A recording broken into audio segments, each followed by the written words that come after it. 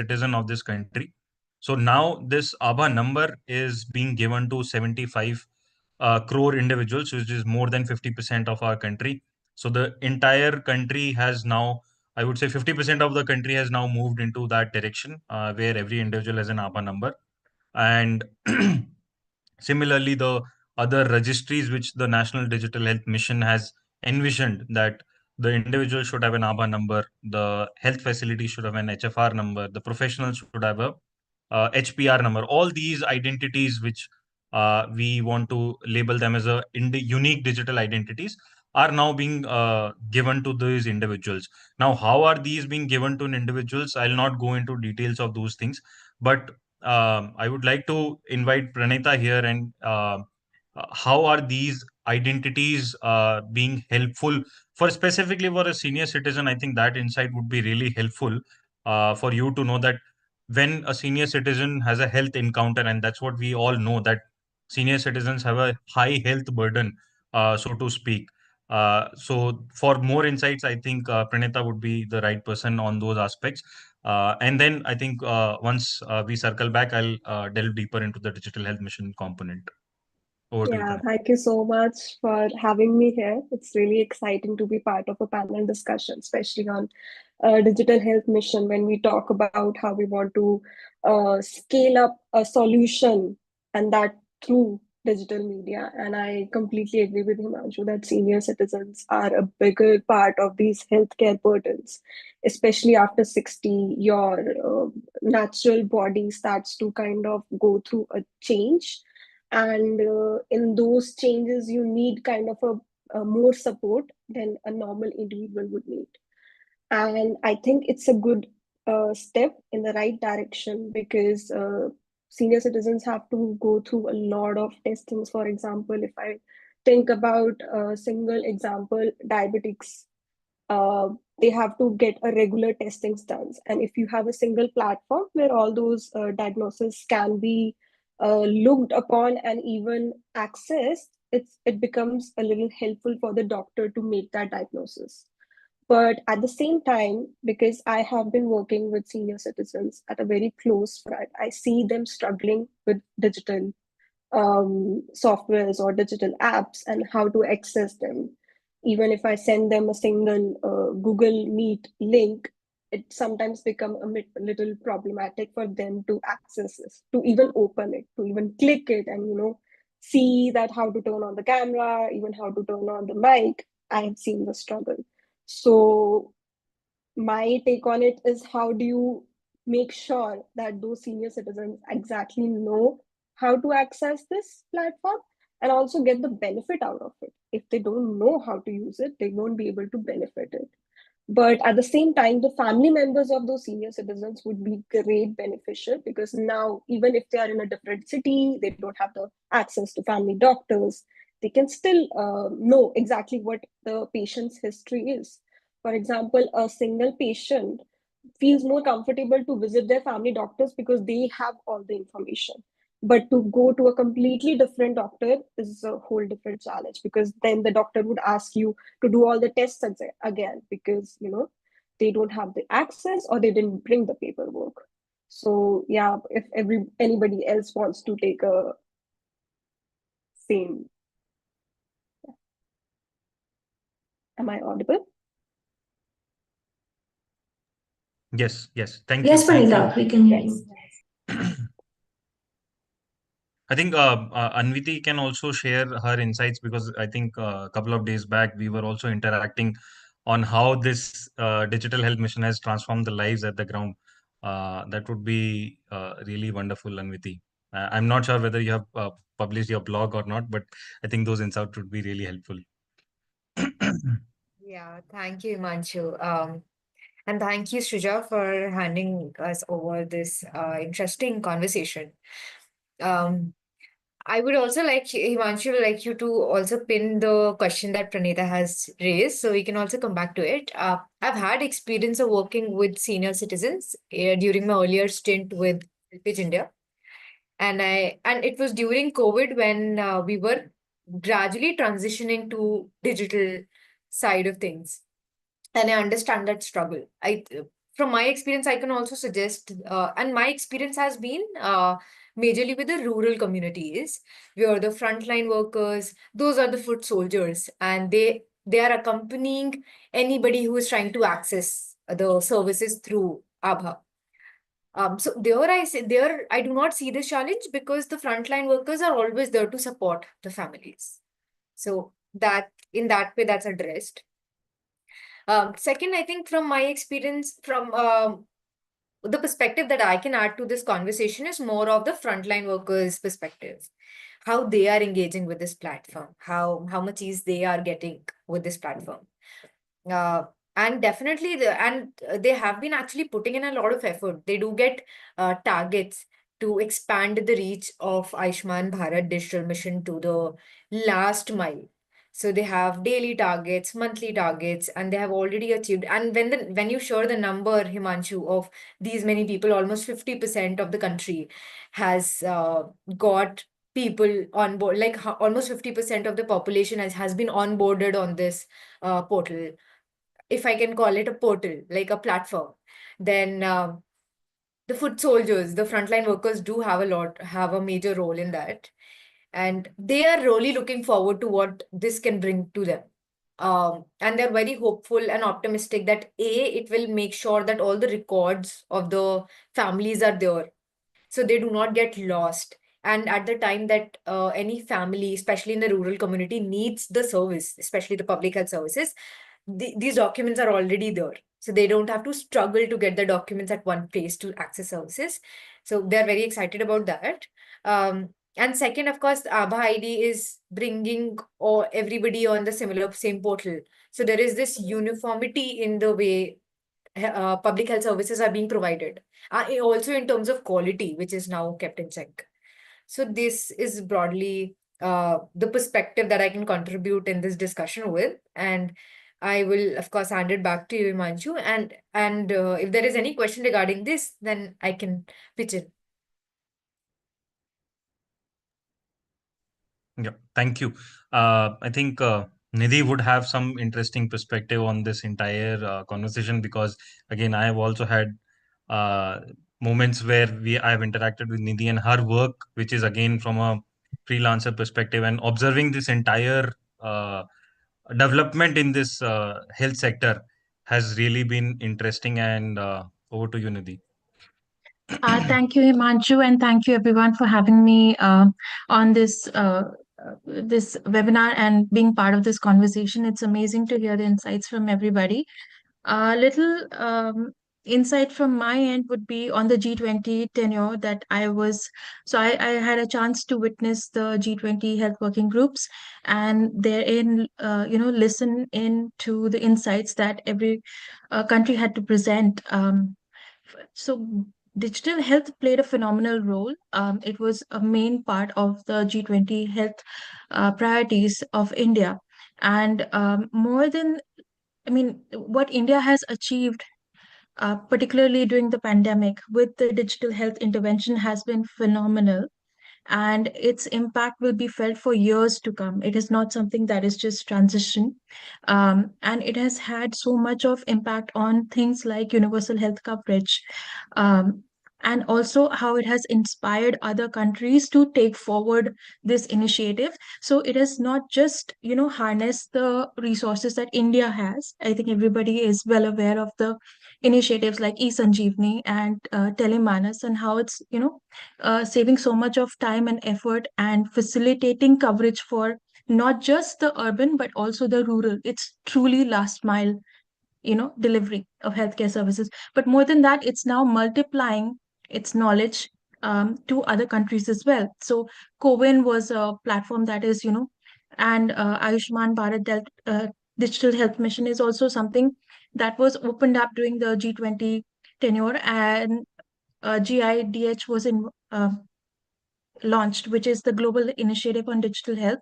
Basically, it's a network of networks wherein you share best practices, wherein you are able to share global health data interoperability, which is how data can be accessed across platforms, right? So these are learnings that other countries took away from India, and the open source platform was also made accessible so that other countries can multiply the learnings and the innovations, such as the Coven platform, such as ABDM, to so they can also grow. So this is not just something that has impacted India; it is now impacting world over and adding to global health equity.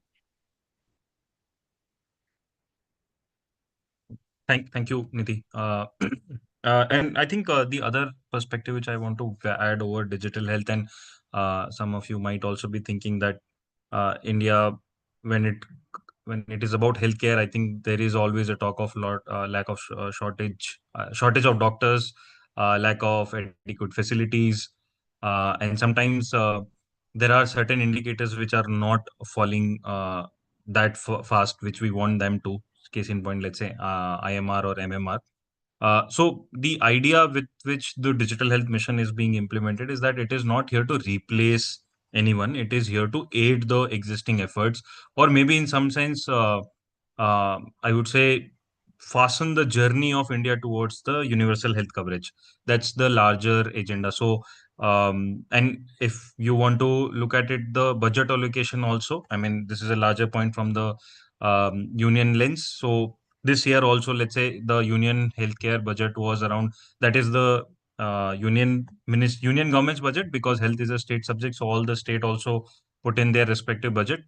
So out of the around, I think 1 lakh crore was the budget for the entire union ministry, roughly 1 lakh crore. If I'm not wrong, it was 99,000 crore, but let's take it 1 lakh crore. And out of that, only around 200 to 250 crores was allocated to digital health mission. So it is not here to replace the existing effort. It is just about how can we increase the reach of the existing solutions better to the citizen. And I think, as Nidhi pointed out, the brilliant example of COVID, which the entire country, I would say entire world, uh, saw it unfolding in front of our own eyes, where I think India was able to vaccinate its billion population within 11 months. And that was something in the entire world was worried about, that how will India vaccinate its population, and if it start opening up its economy without vaccinating the people, then again the entire world would be at risk. So digital at that point in time came into aid. And even in the digital, I will take a specific word from Nidhi's opening remark, which is about the interoperability. In COVID, I think we saw the interoperability at its helm, where I'm not sure how many of you have booked the slots on the COVID application, but many of the users in country book their COVID vaccination slots either through Paytm, through PhonePe, through Telegram application, and n number of such applications which integrated with the COVID application. And that's where I think the power of interoperability, or I would say the end mile, reaching the end mile, reaching the customer at the last front, or the citizen at the last front. That's where the public-private partnership played a very crucial role. And that's where we also saw a lot of effort being taken up by the frontline workers as well. And if I want to also bring in the elements of accessibility here, Coven was designed in mind that accessibility will be a issue at the last mile. So therefore, it was kept a very simple sign on. So the mobile phone can be a marker to sign in on the system. And within that one mobile number, you could have 6 beneficiaries added to a single mobile number. And that's where you can access your certificate. So it was designed to be kept, I would say, minimalistic in its approach, so that those who can't access the entire software can also access this. So these are the design principle which the digital application should keep in mind while rolling it out, be it Covin, be it eSanjeevani, which or be it Telemanas, all those applications which I think Nidhi referred. So this is a, I would say, learning curve which India is going through, and this has been an interesting learning curve. And particularly interoperability has been a crucial learning for India, and that has, I would say, lessons in UPI, where the entire country right now is in the midst of financial payment revolution, where we are clocking around 50% of world's real-time payments. Now the goal is to also have similar such feat in digital healthcare transaction, where we can drive those digital transactions in our country. Um, so one of those aspects, I think Anviti would be helpful in throwing those lights, that how do those government health programs which do a large number of screening, which takes the, I would say, covers a large part of rural population, and I think, if I'm not wrong, the frontline worker, ANM or ASHA, are basically juggling through 45 to 50 apps to provide those solutions to the frontline workers. But how they are able to still manage and give those care, and how the digitalization of services have at least made it possible that no one is left behind. I think that is a perspective which would be helpful from your side, Anviti.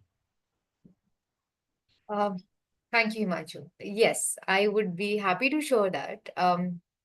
So, just for the clarity for the audience, some context setting. So, the comprehensive primary healthcare package, which comes under the National Health Mission, and especially Ayushman Bharat, covers 13 basic services, which includes geriatric services as well, and some other basic services. So one way that these portals are managed properly, and it's ensured that one frontline worker does not juggle between many portals by themselves, is that the ownership is already set. So there are other portals as well, for example, Anmol and HMIS, Health Management Information System. And these are mostly taken care of by the ANM, the Auxiliary Nurse Midwife. And Ayushman Bharat Digital Mission and any platform that comes within it, that's mostly handed over to community health officer. This is a newer cadre, the contractual cadre that has been there since the evolution of Ayushman Bharat Digital Mission, like the Ayushman Bharat program. And they have been given the authority to look at it, and look at the portal, manage it, and organize it, register people on it. So in a way, the responsibility is divided, and that makes it easier. Like within a sub-health center, there's a team of one ANM, one community health worker, CHO, 6 to 7 ASHAs, and then there are Anganwadi workers as well, who represent the Women and Child Development Department. But because the beneficiaries are the same for them, they also participate in all of these service delivery. So it's eased out because the responsibility is quite well divided. Second, to ensure the outreach to the last mile, ASHAs really come to help, because every village has one ASHA, and a village with more than 800 to 1,000 population, they have 2 ASHAs. And so they gather people within their own village. When a target comes to a community health worker, to ensure community health officer, to ensure that the entire sub-health center, which has a closer to 5,000 to 6,000 population, is covered, then the ASHA comes in and says, okay, for my village, I will ensure that everybody joins in on the portal. And one way, a very smart way that they started doing was that Anganwadi center became a hub. People with their Aadhaar card and some other IDs were coming directly to the Anganwadi center because they knew somebody would definitely be there. And getting photocopies of that and directly submitting it to the Anganwadi center. So that Anganwadi center became the focal point. Then the sub-health center, which is the health unit. That was one smart way that they, with collaboration, they made registration of people and their Aadhaar IDs registration easier. Coming to the services, it's anyways, the health system was providing services to the last mile through the community health officers. Now the messaging has changed in a way that, okay, now you get it at the sub-health center, and it's also available online. For example, through Sanjeevani portals, there are counseling being provided online. So that is one concept that's quite new to the communities. And especially the elderly citizen in the community. So they are explained in very different ways, and I've seen many local examples of explaining how would this work and what this means for them. And that's one way that community health officers communicate the service. And now I'm sharing an experience of a place which has tribal population. I've been working with Gond and Korku community for the last 2.5 years. And they usually live within a village in spread out clusters and hamlets. So even within a village, it's not necessary that people are living within the same geographical area. They must be living 2-3 kilometers away in the forest. In those areas, network is also one challenge. And terrain is also one challenge. They live on hilltops. The worker might not be able to always go uphill to find them. So then, even in those cases, the Anganwadi center being the hub for getting their Abha, getting them registered on this portal, that has really come in handy. Like that has been of good help to them. So that was broadly about it. So there have been some really wonderful insights, and it was great hearing from all of you. But we do have a question from our audience. So, how can National Digital Health Mission ensure inclusivity and equitable access to healthcare for all citizens? The panel is open. Anybody can take the answer. Who would like to go? I think some part of it I've already covered. Yeah. I will hand it over to anybody who would like to go.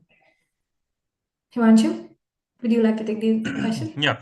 So I think inclusivity and equitable access, as far as the digital health mission is concerned, um, is largely about how an individual can take a can register for an ABHA, because digital health mission in itself does not have any services to provide. As I mentioned in my previous remark, that it is there to aid the existing NHM programs, which I think Anviti described, that be it Poshan, be it Anmol and other portals, because they are the ones who are actually delivering the health to the last mile, or be it, let's say, the National Program for Elderly Care. So all these programs are there, and through the ASHA ANM, there are set mechanism through which we are giving the uh, care in that sense. But as far as ABHA is concerned, how are we ensuring that this is equitable? So yes, we do have multiple modes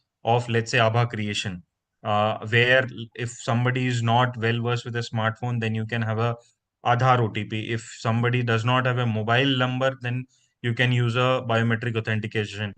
If somebody does not have some, let's say, person with physical disability, then you can use your face authentication. So all these technical tools are there to ensure that at least the ABHA creation becomes easy for the citizen of all, I would say, all regions and all genders, as well as all caste, class, whatever, all parts of society in that sense.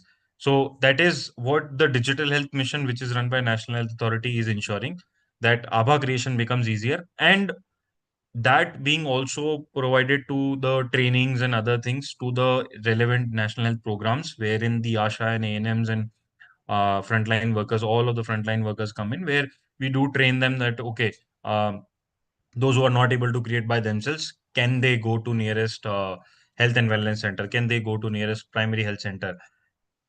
I think now they are called Ayushman Arogya Mandis, but yes, whosoever wants to go to nearby health center, health facility, there they can have a in-facility creation of such Aadhaar number. That's the service which, let's say, the Ayushman Bharat Digital Mission is providing. But from a larger lens, how can it increase the accessibility? So I would like to give you, let's say, one example how this is going to help in furthering the entire equitable healthcare part of it. So case in point, right now, the way in which the digitalization has happened in the country is that all of the programs right now are working in silos. So and this, I think, Anviti can second that all the programs which are running right now have different health IDs. So Anmol would have a different health ID, RCH would have a different health ID for particular individual or a citizen. And these two would be very difficult to map, or I would say lay over each other. That becomes a challenge when it comes to interoperability or creation of a longitudinal health record. And because healthcare is not individualistic or does not work in silos, so there are markers from one disease to another. Simple, if I am going for, or not I'm, but if a citizen is going for a, let's say, antenatal checkups, right? And if the lady has been identified with anemia disease, anemic conditions, or has marked as a high risk pregnancy. So these all are markers which would be captured by the RCH program, but this should go and feed the other programs so that they can take active care. Now, within a health and wellness center, the ASHA can really manage those things. But what if the patient is going from a rural area to a urban center where the records and other things will not be possible? So this is where the ABHA number comes really handy. That once the patient moves from, and I would, let's say, bring in the Ayushman Bharat Pradhan Mantri Jan Arogya Yojana also here, that because these bottom 40% of the population are eligible for free healthcare in selected healthcare facility, the healthcare worker actually can identify a nearest Ayushman Bharat PMJ empaneled health facility and can redirect that patient, that high risk pregnancy women, that okay, go to this hospital where you will get a free treatment. So this is also, if you see it from a longitudinal perspective, this is actually addressing the unmet needs of the population of that particular quintile, which has a unmet need of healthcare. And this is also highlighted in the National Sample Survey Organization's 2019 report, that the rich quintile, which is the top 25% quintile, has a higher hospitalization rate compared to a lower quintile population. So the hospitalization rate difference is upwards of 2 to 3%, which in a population terms translate to large section of population. Why people are not taking healthcare? Because they are like, we don't have money, because there is a out of pocket expenditure concern. But that's where PMJ is there to bridge it. And if the person is not aware of PMJ and other things and correlation with the health programs, and that's where the entire digitalization layer at the bottom helps, because I know that this patient is a beneficiary of program ABCD, and therefore this person now has to go for uh, a, a surgery or a treatment or something like those things. So these things will also similarly come for elderly care who have a lot of comorbidities. That national program for elderly can directly feed to Vai Bandhana Yojana, which has been recently launched. So long answer, but equitability is a fulcrum as far as the digitalization is concerned. Yeah, I would also like to add one point. There's two sides of the story. For example, to promote accessibility, you kind of have to see it from a user perspective who are going to be using these portals, and from a healthcare perspective who are going to feed in the information for that system to be interoperable. From a user perspective, it's like, I would say Facebook is a great example, because every senior today uses Facebook accounts because they find it beneficial. They find it fun, entertaining to use it. And if you create a system which is scalable and it's usable, you see the indirect benefit of those systems across, you will use it. It's like, if you are creating a system, it's attractive enough, everybody will come there. And we have seen that seniors sometimes pushes us, calls us, keep high, how do I do this, how do I do this? They want to learn, but if they find it beneficial, and because we have seen 50% of these users are already coming on these portals, that means it is attractive enough for even elders to learn how to use it. And from a healthcare perspective, they have to start logging in, they have to start using the system for it to work. And for example, Himanshu rightly pointed out that even the policy schemes that are present for these users to actually benefit from, if a healthcare also provider sees it, it's so easy. It's, if you see it, it's so elegantly integrated using technology, because a human brain won't be able to comprehend these many information together. But if it's presented in, say, markers, it's so easy. It's very user friendly, and a beautiful system comes out of it. A solution kind of a system comes out of it. So yeah. So, if I might ask one question to all the panelists here, we know that the digital health initiatives rely on data collection, right? So, how do we ensure that there's the privacy, the security, and the consent is present in this ecosystem? Because there are a lot of disparities in digital literacy and internet access. So, how do we bridge that digital divide in healthcare? How do you think we can go about that?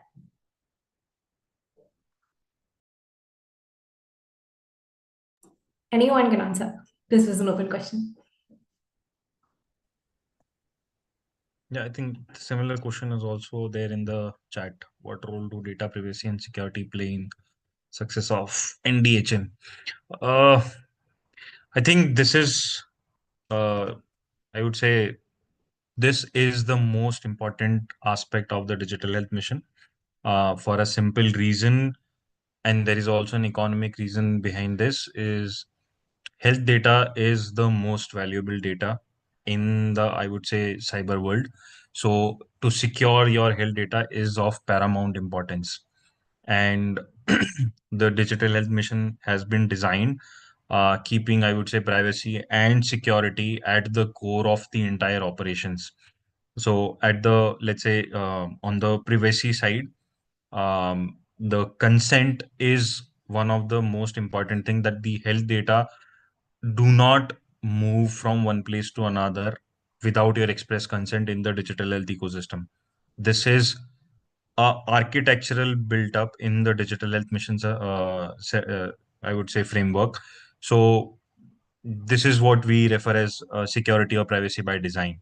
Now, on the security front, I think this may come as a surprise to many, that many of the software solutions which exist in our country, they do not undergo something. There's a term called security testing by certain agencies, which is India's computer emergency response team. So they do give out certifications that, okay, your application is testified by the certain agencies. Many of the Indian companies don't do. They mostly, those I think which I have, which are progressive, they mostly take the US compliance, which is the HIPAA compliance, and that's what I think they usually market. But a large number of software companies which do exist in our country, on which our small nursing homes and hospitals are running, they do not take any software compliance. And we as a citizens also do not ask that how are you keeping our data secure. But it becomes very easy for people just to share the data with those hospitals. So there is a, I think, while there has been efforts on the digital health mission part to make all these things, but I think a significantly important role will have to be played again by us to make aware the citizens that where are you sharing your data, and are you asking the questions where you are sharing the data. That how are you, have you taken a certificate, security certificate, as basic as that. So those things will have to be, I would say, basic hygiene checks which people will have to do. And again, this will be a new information for the entire country, but this is again a thing which we'll have to do, which is similar to, let's say, I think a basic thing which now people have now gotten used to, that okay, this, whether this food item has a FSSAI mark or not. Similarly, I think we'll have to move to that direction as far as the health softwares are concerned. Yeah. So we have another question. How can the National Digital Health Mission collaborate with private sector stakeholders to achieve its goals? I mean, I think a lot of the points of what you were talking about also like come into play here. But if you'd like to emphasize on it, maybe. Yeah. So I think, as I mentioned during the COVID example, it's similar that all the private sector application do collaborate with the National Digital Health Mission. And as of now, as we speak, there are around what we call 275 plus integrators in the National Digital Health Mission, and out of them, 130 are private solutions. So the private public private collaboration is already going on, and all those solutions, which I think I alluded to in my previous response, is that if the hospital, which is a private hospital, uses some software which is local made, they can also come and integrate with ABDM and take the requisite certificate, and then they are ABDM enabled in that sense, and they can then provide safely digital health services to the citizens of the country.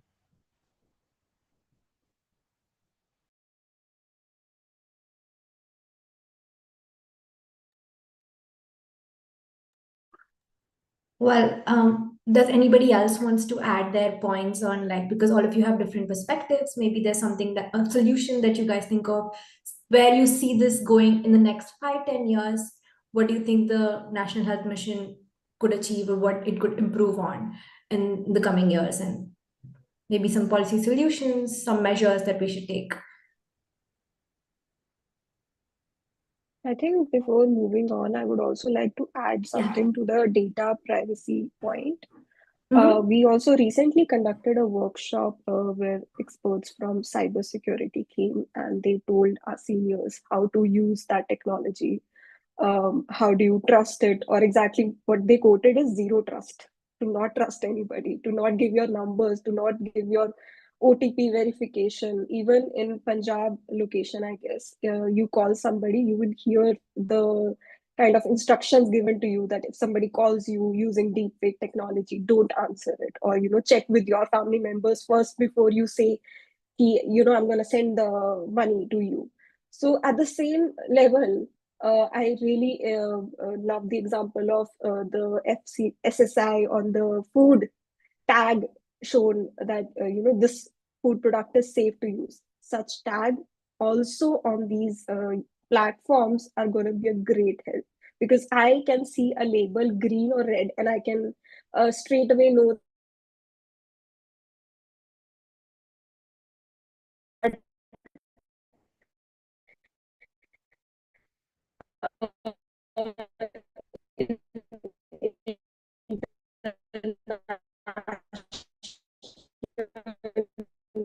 countries that green and red label. Pranita, I think Already. we've lost you. No. Can you just repeat your last point again? Yeah, I think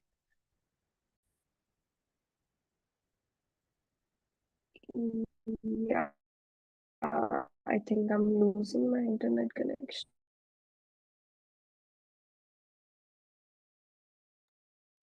Maybe we can come back to Pranita, but there's another question that someone's asked. What are the potential benefits and risks of integrating artificial intelligence into digital health systems? And once Pranita comes back, we'll go back to what she was talking about. But if anybody else would like to take the new question.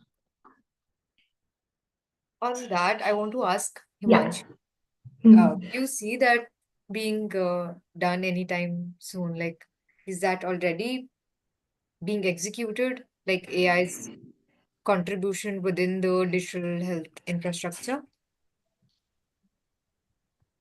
I think individual programs are doing their own bit in this regard. So, for example, I mean, under the Pradhan Mantri Jan Arogya Yojana, which is the PMJ scheme, Ayushman Bharat PMJ scheme, we do use AI to basically detect frauds. That whenever the fraudulent claims are being raised in the system, we have to catch them and flag them and then take a necessary action onto it. So, uh, I mean, at a programmatic level, these are being done. And otherwise also what there is a concept, or there is a tool which is known as CDSS, clinical decision support system. This is also in some sense a AI ML based model which basically sees your past health data, and this is CDSS is an aid to a doctor, that if I enter certain clinical condition onto a HMIS, it will throw me certain results that okay, this is a diagnosis basis the parameters which have been entered. So CDSS system are also an example of AI solutions which are being now integrated into this, um, which is again to help and aid doctors, because in India the doctors hardly get a time to see the patient, and in that if 30, 40, 50 seconds whatever the doctor is getting, and if they get a diagnosis wrong, then it becomes a challenge, right? So that's where AI can really aid them, that will give them potential answers, that okay, basis the markers you have filled in, these are the five potential things which I can see that this patient might be suffering from. So this is also a, I would say, reduction in cognitive load on the doctors, that they don't have to search in their brain that what are the possible things which this patient might have, and they can simply see, okay, these are the five things which the system is throwing me, I can select one of them and make the further diagnosis. So I think in that sense, these things are happening, and these things I think will keep on aiding the at least Indian health system. I'm not sure about how it is going to pan out in the other countries, but at least where from the conversation where we started, that there is a shortage of doctors, there is a shortage of I would say allied healthcare professionals. So these do come very handy. Hmm. And to give, I think, one of the example which is relevant in the field, frontline workers. So if I'm not wrong, the frontline workers in Tamil Nadu, with the help of National Health Mission of Tamil Nadu, did develop an application which basically used to click photograph of the eyes of the screening individuals, and then it could detect with 95% confidence level that okay, the patient might have cataract, and then they can refer them to surgery. So these things are happening, and these are also aiding the frontline workers. And early detection is also possible in these things. Hmm. Okay, that's of course interesting because I have not yet seen within the policy implementation side of it any interference of AI so far. I understand, like I also know that because the comprehensive primary healthcare package that also has very simple dedicated solutions to a lot of basic issues that or basic problems that health problems that people come in with. That can, of course, AI can address that at a first level. But of course, a dedicated person like a community health officer or a doctor, an MO, would be needed there. Nidhi, in the conversations around global initiatives for digital health, was AI also something that was discussed, like as a Yes, future? it was. AI has a phenomenal role to play in the interface and how things can multiply going forward, actually. So a lot of things, like even when I mentioned COVID, there was this other thing that was also discussed about how TB can be detected, and TB detection can be facilitated through AI apps, and also how blockchain can play a big role in data security, because as Himanshu had correctly said, that health data is the most valuable data and will be the most valuable data going forward also. Actually, it's I also had a question, or I wanted to ask your perspective on one thing. What are your thoughts? We've discussed so much about, like Himanshu mentioned, about how health workers had developed this app. Do you think that digital health training for health workers would help, or is that feasible, or is that still, you know, more into a future thing? What are your thoughts on this?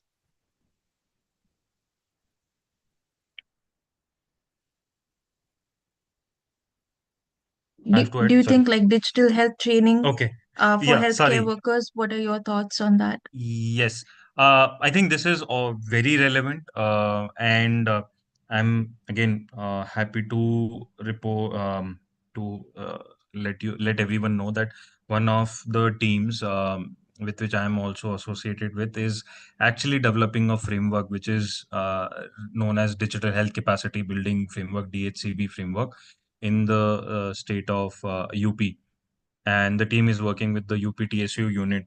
The idea is again simple, which you have highlighted, that the technology is coming with so much force in all the sectors. It is becoming all the more important and relevant to train the frontline workers, because they will be and they have been the backbone of the entire healthcare system, the primary healthcare system. So it is imperative, I would say. There is there is no conversation that this should not happen. This have to happen. And the idea right now is that, can we do it systematically, is a larger, uh, I would say, problem which we have to solve for. Because till now what we have done is that we have been training our frontline worker for a simple application. So let's say a COVID application comes, we are training our healthcare workers for a COVID application. If a different application is coming, we are training our workers on a different application. So the frontline worker will also get confused if there is no coherency in the training.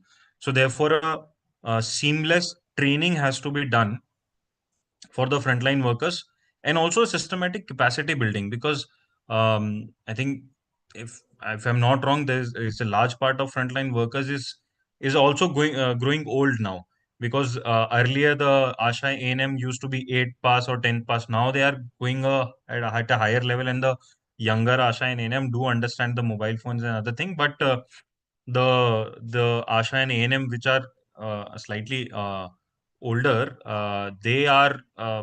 they do find it challenging with so many apps being bombarded on them. But I'm not saying that they don't do. I have also met many of some ashas who are very enterprising and they have learned everything about the new application. But there is a segment in that ASHA and A&M workers category also, which who find it very difficult. So there is, I think, a need to systematically train the frontline workers. And yes, the work which I was referring to, the digital health capacity building framework, is now being done in a, I would say, open source manner. So the work which started in, I think, UP with two district now has also gone to, I think, Japaigo is using in Rajasthan, Piramal is using in Bihar. So they are also doing those capacity building trainings, which is actually competency based learning. So this is similar to the FRAC framework, which was developed by CBC, which is the Capacity Building Commission. So I think the interesting times ahead also in the capacity building work in this uh, specifically for the digital health. Yes.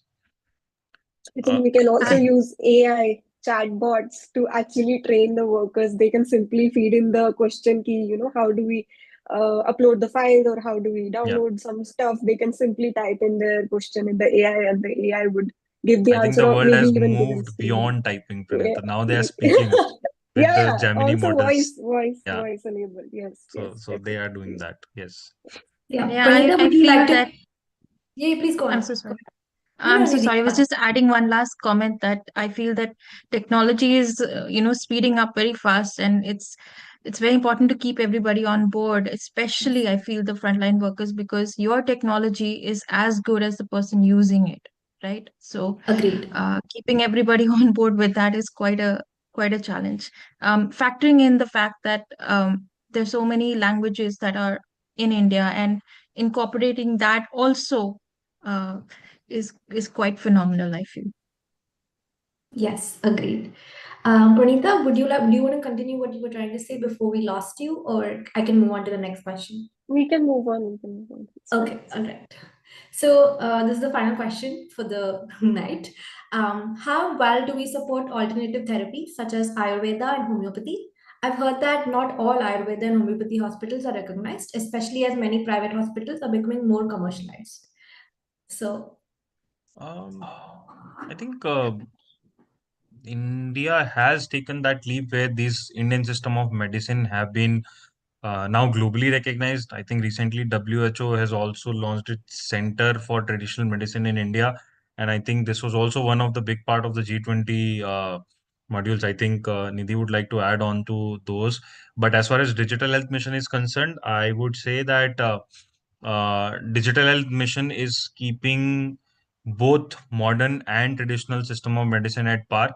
So when I said about the healthcare professional registry and healthcare facility registry, these are issued to both modern and traditional system of medicine, so that there is no difference as far as the modern and traditional system is concerned when it comes to the digital health mission. So there is no secondary treatment being meted out to the traditional system of medicine. But uh, but on the larger policy front, I think Nidhi would have a better perspective, given India made I think, a big point to make world realize that Indian system of medicine, or I would say traditional system of medicine, is there to stay. So over to you, Nidhi. Okay, so yes, in traditional principles of traditional medicine was a big factor in the G20 events, and it was wholly recognized as an integral part of medicine. So nobody is saying that it's replacing the more common way of medicine, but it should complement. And going back to G20, there was this one instance I can still recall, that I found very impressive. Germany actually cited. So Germany said that in Germany they treat epilepsy, combining modern medicine with, or traditional principles of medicine. It's a combination of two, and it really heals. So that was an example. And traditional medicine is an inherent strength that India has, and it should leverage that in universal health coverage. And more Ayush centers are being integrated with AIMS. They're coming on board. in CGHS, also everything. So I think India is definitely keeping on board the traditional medicine side, and in the future is going to leverage it to a large extent in its healing capacities. And yes, WHO also established a center and that was done in during the Gandhinagar G20. Okay. These were some wonderful insights and some really good questions that were answered very well. First of all, I'd like to thank all the panelists who've joined us out of their busy schedule and who are experts in what they're doing. And as alumni of this prestigious institute, I'd like to thank you all for being here today and for giving us all of your insights. And obviously, a lot was learned here, and everyone leaves wanting more, but we only have limited time.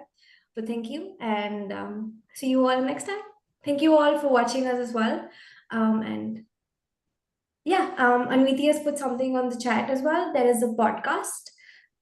You can go check it out if you're interested, and we'll see you all next time. Bye. Good night, guys. Thank you. Good night. Good night. Thank you.